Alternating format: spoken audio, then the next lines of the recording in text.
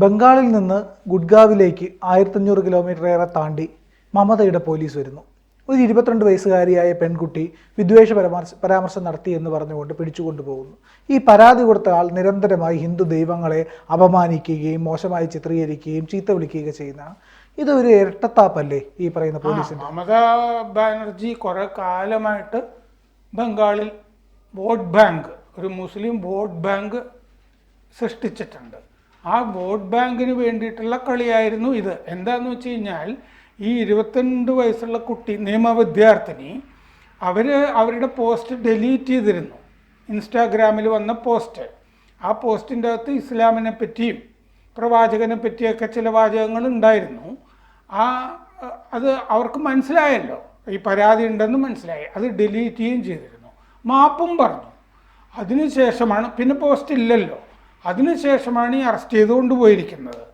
ശർമിഷ്ഠ പനോലി എന്നാണ് ഈ കുട്ടിയുടെ പേര്. കേസ് ഇവർക്കെതിരെ, ഈ പെൺകുട്ടിക്കെതിരെ, വിദ്യാർത്ഥിനിക്കെതിരെ പരാതി കൊടുത്തയാൾ വസാഹത്ത് ഖാൻ ഖത്രി റഷീദി എന്നാണ് അയാളുടെ പേര്. അയാളാണ് ഹിന്ദു മതത്തിനെ, ഹിന്ദു ദൈവങ്ങളെ ഒക്കെ അപഹസിച്ച് നിരന്തരം വീഡിയോകൾ പോസ്റ്റ് ചെയ്യുന്ന ആൾ ഈ സോഷ്യൽ മീഡിയയിലൊക്കെ. അയാൾക്കെതിരെ ഇതിനു മുമ്പ് 2 പരാതികൾ കൊടുത്തിട്ടുണ്ട്. ഒരു FIR പോലും ഇടാൻ പശ്ചിമ ബംഗാളിലെ പോലീസ് തയ്യാറായിട്ടില്ല. അപ്പോൾ നിരന്തരം മമത ഈ കാട്ടിക്കൊണ്ടിരിക്കുന്ന ഈ ഹിന്ദുവിരുദ്ധമായ അവരുടെ നിലപാടുണ്ടല്ലോ, അതിൻ്റെ ഒരു തെളിവ് കൂടിയാണ് ഇപ്പോൾ വന്നിരിക്കുന്നത്, ഈ പെൺകുട്ടിയെ അറസ്റ്റ് ചെയ്ത് കൊണ്ടുപോയ സംഭവം. അപ്പോൾ കൽക്കത്ത പോലീസ് അയാളെ, വസാഹത്ത് ഖാൻ ഖത്രി റഷീദിയെ അറസ്റ്റ് ചെയ്തിട്ടില്ല. പക്ഷെ ഇത് നമ്മളെപ്പോലെ മനസ്സിലാക്കുന്ന ധാരാളം ആളുകളുണ്ടല്ലോ. ഇപ്പം ആസാമിൽ ഇയാൾക്കെതിരെ പോലീസിൽ പരാതിയുണ്ട്. ഡൽഹിയിൽ 2 അഭിഭാഷകർ പോലീസിൽ കേസ് കൊടുത്തിട്ടുണ്ട്. അപ്പോൾ ഈ വസാഹത്ത് ഖാൻ ഖത്രി റഷീദിയും പിടിയിലാവും. അതാണ് ഒരു മിടുക്ക്, അതിമിടുക്കെന്നാണല്ലോ ഇതിന് പറയുക. ഓവർ സ്മാർട്ടാവാൻ നോക്കിയതാണല്ലോ. അവൻ്റെ ഭാഗത്ത് ഒരുപാട് കണ്ണിൽ കോലി കിടക്കുക, എന്നിട്ടാണ് മറ്റുള്ളവരുടെ കണ്ണിലെ കരട് നീക്കാനായിട്ട് നോക്കിയത്. ഇവന് റഷീദി ഫൗണ്ടേഷൻ എന്ന് പറഞ്ഞൊരു സാധനമുണ്ട് അവിടെ. എന്ന് പറഞ്ഞാൽ പാകിസ്ഥാൻ ബന്ധമൊക്കെയുള്ള ആളാണ് ഇയാൾ, അതൊക്കെ വളരെ വ്യക്തമാണ്. റഷീദി ഫൗണ്ടേഷൻ.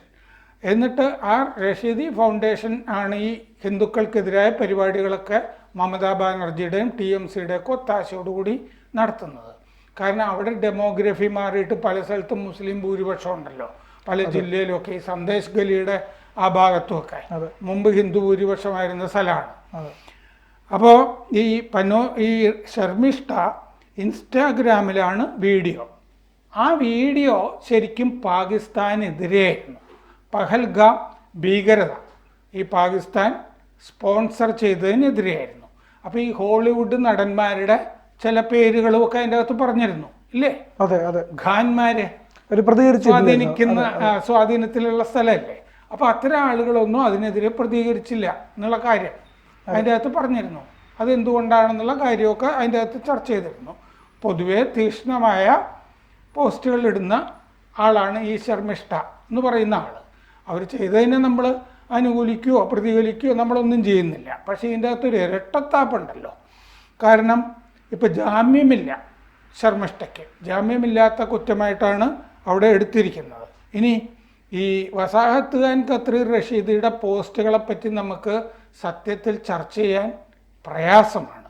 ഒരു ഉദാഹരണം പറയാം. ഈ കാമാഖ്യ ക്ഷേത്രം ഉണ്ടല്ലോ അസമിലെ, അല്ലേ?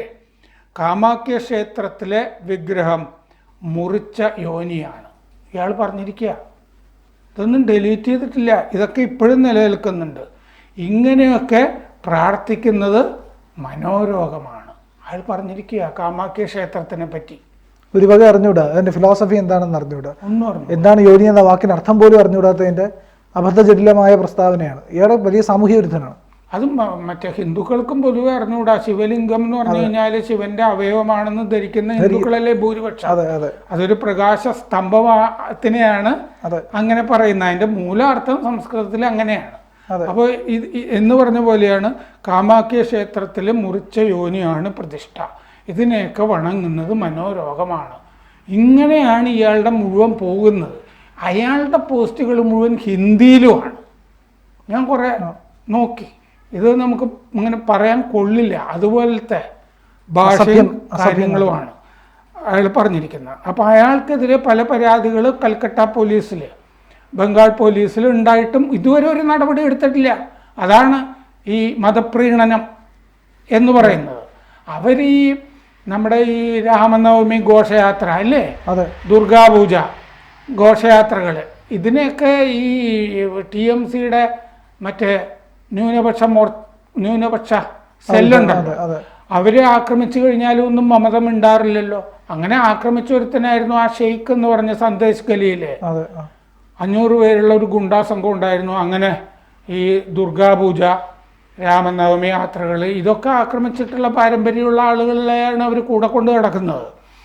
അപ്പോൾ 1500 കിലോമീറ്റർ പോയിട്ടാണ് ഒരു ഹിന്ദുവിനെ ഈ ഗുഡ്ഗാവിൽ പോയിട്ട് അറസ്റ്റ് ചെയ്തിരിക്കുന്നത്. അതൊരു പെൺകുട്ടിയെ ഡിലീറ്റ് ചെയ്ത് കഴിഞ്ഞ ശേഷം, അവരുടെ പോസ്റ്റ് ഡിലീറ്റ് ചെയ്ത ശേഷം. ഇപ്പോൾ ഗുവാഹട്ടിയിൽ, അസമിൽ ഹിമന്ത ബിശ്വ ശർമ്മയുടെ സ്ഥലമാണല്ലോ, കൈകാര്യം ചെയ്തോളും. ഈ വസാഹത്ത് ഖാൻ ഖത്രി റഷീദിക്കെതിരെ ഒരു പരാതി വന്നു. ഡൽഹിയിൽ 2 അഭിഭാഷകർ. അപ്പോൾ വോയിസ് ഓഫ് ആസാം എന്ന് പറഞ്ഞ സംഘടന, പിന്നെ ഹിന്ദു IT സെല്ല് നേതാവ് ശന്തനു സൈക്കിയ, ഇവരെല്ലാവരും പാൻ ബസാർ സ്റ്റേഷനിൽ അസമിൽ പരാതി കൊടുത്തിട്ടുണ്ട് ഇവനെതിരെ. അപ്പോൾ ഇവനെ പിടിച്ചുകൊണ്ട് പോക്കോളും. 1500 റിവേഴ്സ് യാത്ര വേണമെന്നല്ലേ ഉള്ളൂ ബംഗാളിലേക്ക്.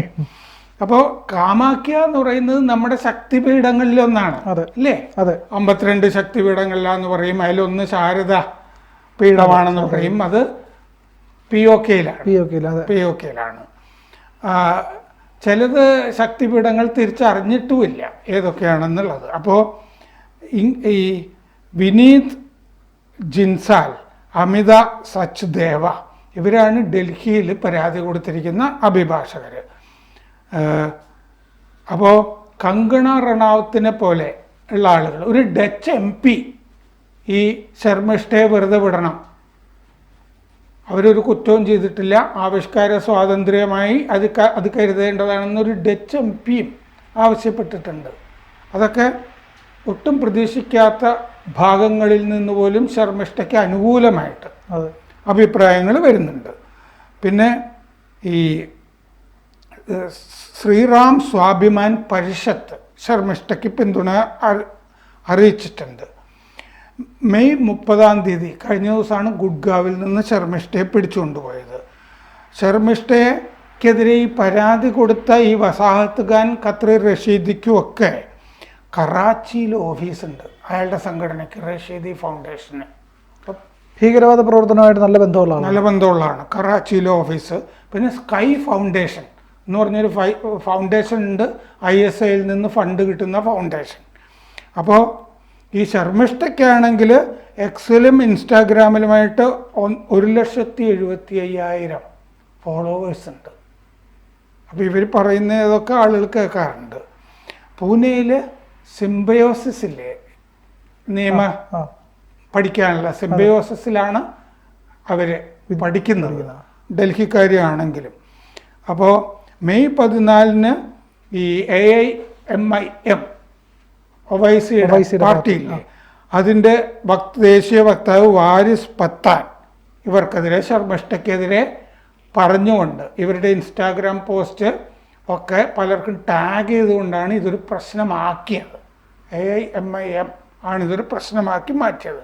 അല്ലെങ്കിൽ ഇത് സാധാരണ ആളുകൾ ശ്രദ്ധിക്കില്ലല്ലോ.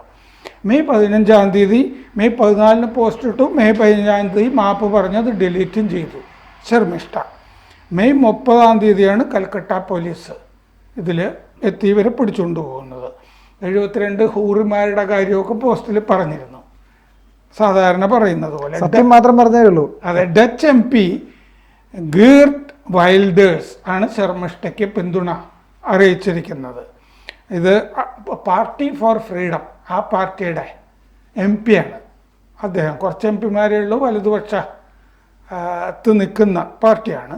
ആവിഷ്കാര സ്വാതന്ത്ര്യമാണ് എന്ന് പറഞ്ഞിട്ടുണ്ട്. അപ്പോൾ പതിവ് പോലെ മമതാ ബാനർജിയുടെ ഈ മുസ്ലിം പ്രീണനം, ഇരട്ടത്താപ്പ്, അവരെ മാത്രം പ്രീതിപ്പെടുത്തി നിൽക്കുക. ഹിന്ദു കാരണം എന്താണെന്ന് വെച്ചാൽ അവിടെ BJP വളരുന്നു അല്ലേ? വളരുന്നു, വലിയ ശക്തിയായി മാറുന്നു, വലിയ പ്രക്ഷോഭങ്ങളിൽ ഏർപ്പെടുന്നു, കലാപങ്ങൾക്കെതിരെ ജനങ്ങൾ പ്രതികരിക്കുന്നു. അപ്പോൾ അങ്ങനെയൊക്കെ വരുമ്പോൾ ഇനി അത് വലിയ TMCക്കുള്ള മുന്നോട്ട് പോക്കിന് ബുദ്ധിമുട്ടാകും എന്നുള്ളത് കൊണ്ടാണ് ഈ പറയുന്ന മൈഗ്രേറ്റ് ചെയ്ത കടന്നു വന്ന ബംഗ്ലാദേശികൾക്ക് ആധാർ കാർഡൊക്കെ, വ്യാജ ആധാർ കാർഡൊക്കെ ഉണ്ടാക്കി കൊടുക്കുക, ഡെമോഗ്രഫി മാറ്റുക അല്ലേ, ഹിന്ദു ഭൂരിപക്ഷം ജില്ലകളിൽ കലാപങ്ങൾ നടത്തുക. അതെ, എന്നിട്ട് TMCക്ക് തുടർഭരണത്തിന് വേണ്ടിയിട്ടാണ് ഈ പ്രീണനം നടത്തുന്നത്. അതിന് ഇങ്ങനൊരു വിദ്യാർത്ഥിനിയും ഇരയായി. കൂടുതൽ വാർത്തകളും വിശേഷങ്ങളും നിങ്ങളിലേക്ക് എത്താൻ ABC മലയാളം സബ്സ്ക്രൈബ് ചെയ്യുക, ബെൽബട്ടനും അമർത്തുക.